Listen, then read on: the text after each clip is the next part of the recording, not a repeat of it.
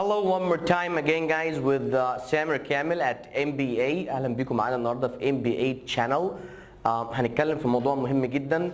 مهما بتحاول تاخد كورسز في الانجليش كتير وتحاول تطور من نفسك وتحاول تبقى فلوينت، كل الكلام ده برضو بتلاقي لسه في حته تاتش مبوظه الانجليش بتاعك. النهارده هنتكلم في التاتش ده اللي هي الكومن ميستيكس. يعني ايه common mistakes؟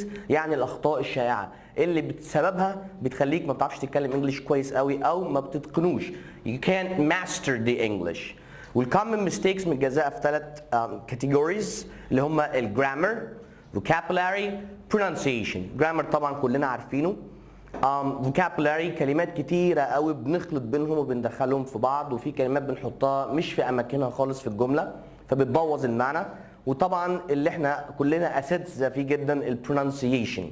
في 3 examples، طبعا مش هنتكلم في اي تفاصيل النهارده، انا هديكم بس الاورينتيشن المدخل العام بتاعنا كده هنتكلم في ايه طول الفيديوز اللي جايه ان شاء الله مع بعض.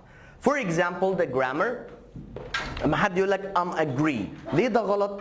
وكلنا بنقولها كده لان احنا مش عارفين ان agree اصلا هنا is a verb. لما نعرف الكلام ده هنقدر بعد كده بدل ما نقول I'm agree هقول I agree. ده اللي بيبوظ عندنا الستراكشر. تاني حاجة عندنا مثلا I was want، طب ما هو want is a verb، هو فعل أصلا، فليه أقول was want؟ دي برضو خطأ شائع كلنا بنقع فيه. ده بالنسبة للجرامر، وده مجرد أمثلة عامة، هنتكلم بتفاصيل أكتر في الفيديوز الجاية. Number 2 vocabulary، الكلمات زي مثلا advice و advise. This is a noun, this is a verb، اسم فعل، برضو بنغلط فيهم كتير جدا فبنبوظ معنى الجملة. Good و well، adjective و adverb، صفة وحال، دي ليها استخدام وليها استخدام تاني خالص، فبرضه بنبوظ المعنى لما نميكس الكلمتين في جمل مختلفة. البرونسيشن، وده أكبر جزء بصراحة هنركز عليه لأن هو اللي مبوظ الإنجليش في مصر عامة. أستاذ عبد الحميد مكي بتاع الإنجليش بوظ لنا الجزء ده، تقريبا مش موجود عندنا.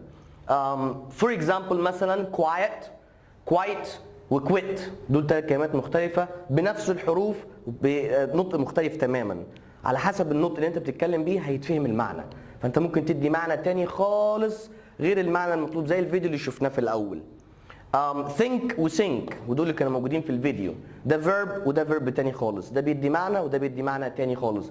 الحاجات دي اللي بتخلينا بنبوظ الانجليش بتاعنا مهما خدنا كورسز، مهما جمعنا نوليدج، مهما حلينا، مهما عملنا براكتسنج، برضو الانجليش بتاعي بايظ، لسه ما فيش التاتش بتاع الناس اللي بتتكلم صح بسبب الحاجات دي. هنتكلم في تفاصيل اكتر ان شاء الله في كل حاجه من دول في الفيديوز اللي جايه. استنونا وتابعونا على MBA channel، وما تنسوش طبعا صفحتنا على الفيسبوك. Thank you very much.